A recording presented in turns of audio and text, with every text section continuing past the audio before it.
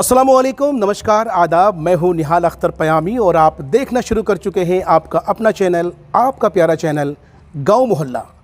बिहार पंचायत चुनाव को लेकर ये हमारा दूसरा इंटरव्यू है।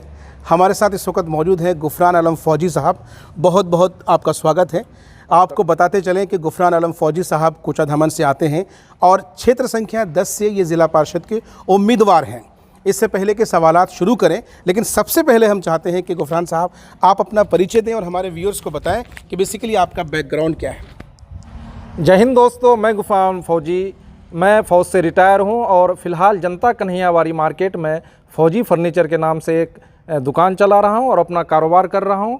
और इसके बावजूद समाज के अलग अलग मुद्दों पर अपनी भागीदारी, हिस्सेदारी और साझेदारी अदा करता हूं। लोगों के दरमियान जहां ज़रूरत होती है मैं वहां जाने की कोशिश करता हूं। लोगों के दुख दर्द में अपनी मौजूदगी दर्ज कराता हूं। चलिए, अपने परिचय में आपने राजद को नहीं जोड़ा, क्योंकि राजद के आप पूर्व सैनिक प्रकोष्ठ के अध्यक्ष भी हैं। जी, अगर इस तरह से पूछिएगा तो मैं राष्ट्रीय जनता दल के पूर्व सैनिक प्रकोष्ठ के जिला अध्यक्ष हूं। मैं जनता कन्हैयावाड़ी मार्केट यूनियन का अध्यक्ष हूं।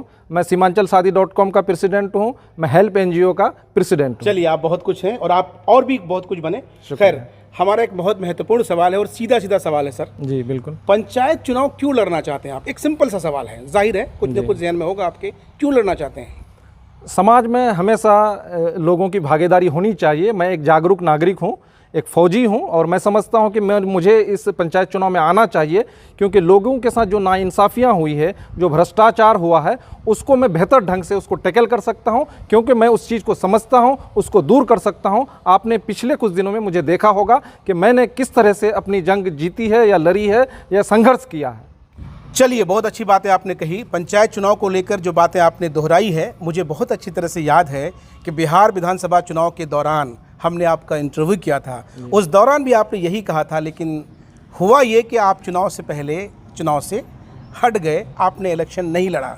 अब अगर ऐसी सूरत अब भी अगर आ जाती है तो लोग कैसे एतमाद करेंगे आप पर, बताएं। जी, आपने बात सही कही है, लेकिन आपको याद होना चाहिए मैंने वहाँ जिम्मेदारी से ये बात कही थी कि राष्ट्रीय जनता दल अगर मुझे टिकट देता है तो मैं चुनाव लड़ूंगा, नहीं तो जिसको देता है मैं उसका साथ दूंगा। यकीनी तौर पर मैंने अपने पार्टी का साथ दिया है, मुझे इसमें कोई अफसोस नहीं। मैं अपने स्टैंड पर क्लियर हूं और ये पंचायत चुनाव है, ये जो पार्टी लेवल पर नहीं है, तो इसमें पीछे हटने का सवाल ही नहीं पैदा होता। चलिए, बहुत अच्छी बात आपने कही कि आप अपने पार्टी के प्रति काफ़ी प्रतिबद्ध हैं, लेकिन अहम सवाल ये भी है कि जिसके खिलाफ इलेक्शन आप लड़ रहे हैं, यकीनी तौर पर वो आपके राजद के ज़िला अध्यक्ष हैं। ऐसे में कहीं ऐसा तो नहीं कि इलेक्शन से पहले पहले फिर आप अवाम को ये कहें कि साहब हमारे पार्टी का मसला है, हमारे अपने लोग हैं, इसलिए हम इलेक्शन से पीछे हट रहे हैं? ये पंचायत चुनाव है और बिहार में पंचायत चुनाव जो है पार्टी बेसिस पर नहीं होता है, तो मैं समझता हूँ इसमें कोई दिक्कत नहीं है। सरवर भाई भी चुनाव लड़ रहे हैं और मैं भी लड़ रहा हूँ, इसमें कोई दिक्कत नहीं। हम लोगों को दिक्कत नहीं, तो मुझे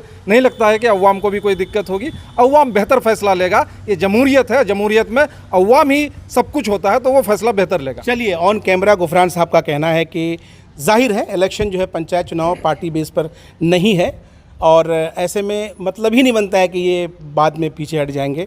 अपने इंट्रोडक्शन में अभी आपने बताया कि आपने देश के लिए काफ़ी योगदान दिया है, लेकिन जहाँ तक मुझे जानकारी है, जो जानकारी मैंने इकट्ठा की आपको लेकर के, तो मुझे ये जानकारी मिली कि आपने वॉलंटरी रिटायरमेंट लेकर के कहीं ना कहीं उस क्षेत्र से इस क्षेत्र में आ गए। ऐसा आखिर क्यों? क्योंकि वो भी तो देश सेवा है। आपने बहुत बेहतरीन सवाल किया। मैं 15 साल नेवी की नौकरी किया, यानी नौसेना की। तो आपको पता ये होना चाहिए कि 15 साल का एग्रीमेंट होता है। उसके बाद ये होता है कि आप आगे सेवा करते हैं कि नहीं करते हैं। तो ऐसे में मैं चूँकि 15 साल सेवा कर चुका, तो मैं समझता हूँ मेरे और जो जवान भाई पूरे देश के लोग हैं, उनको सेवा करने का मौका मिलना चाहिए। उनको दूसरे तौर पर कहिएगा तो उनको जॉब मिलना चाहिए। मैं रिटायर होकर के अपना कारोबार कर रहा हूँ। अभी आपने बताया कि 10 साल हो गया आपको छोड़े हुए ना? जी 10 साल। और माशाल्लाह अभी भी हट्टे गट्टे हैं, जवान हैं आप। क्या आपको नहीं लगता है कि जो 10 साल आपने इधर गुजारा, ये 10 साल अगर आपने देश के लिए दिया होता तो देश को और ज़्यादा जो है आप कंट्रीब्यूट कर पाए होते? जी बिल्कुल, आपका सवाल बहुत बेहतरीन है और मैं बहुत खुश हूँ कि आपके अंदर वो जज्बा है। यकीनी तौर पर जो हमारे फ़ौजी भाई हैं, जो फ़ौज में हैं, वो सीधे तौर पर देश की सेवा कर रहे हैं। लेकिन मैं समझता हूँ एक एक बच्चा, आप एक पत्रकार हैं, एक किसान है, एक ठेला चालक है, सब देश सेवा कर रहा है और सबकी जिम्मेदारी, हिस्सेदारी, भागीदारी होनी चाहिए देश के प्रति। वही देशभक्ति है। तो सब देश सेवा कर रहे हैं। मैं भी आज अगर समाज के लिए कुछ कर रहा हूँ, वो देश सेवा ही है। चलिए, तो कहीं ना कहीं आपका कहना है कि आप जो कुछ भी कर रहे हैं वो समाज के लिए कर रहे हैं और देश के लिए कर रहे हैं, और जाहिर है कहीं ना कहीं ये भी एक देशभक्ति है और निश्चित रूप से ये देशभक्ति है। एक अहम सवाल है, मुख्तसर सा इंटरव्यू हमारा है, अहम सवाल ये है कि आपका मैनिफेस्टो क्या है? अगर आप इलेक्शन जीतते हैं तो वो कौन से काम हैं जिनको होना चाहिए था लेकिन अब तक नहीं हुआ, आप अगर जीतेंगे तो उन काम को करेंगे? देखिए, समाज में कई तरह के मुद्दे हैं और बहुत सारे अपॉर्चुनिटीज़ हैं। मैं हमेशा कोशिश किया हूं कि लोगों को छोटे छोटे उद्योग, एक तो सरकारी नौकरी मिले नहीं मिले उसमें बहस मैं नहीं करूंगा अभी, लेकिन हम लोगों को स्वरोजगार, जैसे कुटीर उद्योग, मछली पालन, मुर्गी पालन, बकरी पालन, ये छोटे छोटे उद्योग से हम अपना जीवन यापन कर सकते हैं, अपने आप स्टैंड हो सकते हैं। तो उसके लिए मैं कोशिश करूंगा और कई जगह मैंने कोशिश की। फिलहाल ही आप चूँकि राजस्व का नाम लिए तो मैं तेजस्वी यादव से मिलके भी आग्रह किया कि सरकार का ध्यान आकर्षित कराए कि किशनगंज जिला जो हम लोगों का सबसे ज़्यादा किसान वाला मामला है, जूट मिल तो कभी बना नहीं, मैं समझता हूँ कि अभी जो मकई का हम लोग का है उसका प्रोसेसिंग यूनिट बने, फैक्ट्री बने, उससे स्वरोजगार पैदा होगा, लोग यहाँ का जो किसान है वो फ़ायदा इससे ले सकते हैं। एक अहम सवाल है और अक्सर लोग हमसे पूछते हैं, लोग हमें मैसेज करके पूछते हैं और फेसबुक कमेंट के ज़रिए पूछते हैं कि वो गुफरान आलम फौजी जो बिहार विधानसभा चुनाव से पहले इलाके के मुद्दों पर मुखर होकर बात करते थे, क्या वजह है कि आज वो अपना मुंह सिल चुके हैं पूरी तरह से?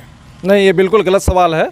वजह ये है कि देखिए, जब विधानसभा का चुनाव चल रहा था, मैं उस टाइम एक कैंडिडेट था और जो हमारे विधायक जी थे उनका चूँकि 4 साल बीत चुका था, तो जाहिर सी बात है कि उस पर सवाल बनता है। देखिए मैं यहाँ पर रोकना चाहूँगा आपको, मुझे जहाँ तक याद है क्योंकि एक लंबा अरसा मैंने आपके साथ गुजारा है, साल 2017 का बाढ़ हो, साल 2018 का बाढ़ हो, भाई इलेक्शन तो बाद में हुए, 2 साल 3 साल के बाद इलेक्शन हुए, 2 इलेक्शन तो अब हुए हैं, तब भी मुखर होकर आप बात करते थे। लेकिन जेन्युइनली लोगों का ये कहना है कि साहब क्या विधायक बदलते ही इलाके की समस्या सारे हल हो गए, जो गुफरान साहब बिल्कुल खामोश है? नहीं, बिल्कुल नहीं, क्योंकि मौजूदा विधायक को जो लोगों ने जो मैंडेट दिया है, कम से कम मैं समझता हूँ उसको 2 साल मौका देना चाहिए और 2 साल बाद उन मुद्दों को मैं खड़ा करूंगा जिनके वजह से वो सत्ता में आई है।